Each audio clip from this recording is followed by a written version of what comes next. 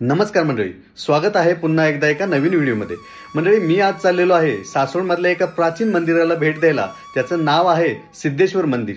मंडळी, हे मंदिर अगदी निसर्गरम्य परिसरात वसलेले आहे। तर मंडळी, जास्त वेळ न घालवता सुरू करूया या छोट्याशा व्हिडिओला।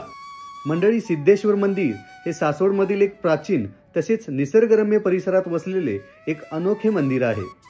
काही वर्षांपूर्वी या मंदिराकडे येणे जाण्यासाठी असणारा रस्ता मात्र दयनीय अवस्थेत होता। संध्याकाळी तर एवढा काळोख असायचा की इकडे कोणीही फिरकत नव्हते।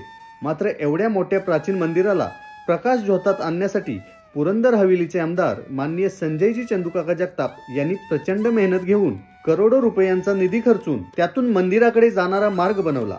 कितीतरी वर्षे रखडलेले हे रस्त्याचे काम मार्गी लावले। मंदिराकडे जाणारा रस्ता हा दोन्ही बाजूनी सुपीक शेतजमिनीने वेढलेला आहे।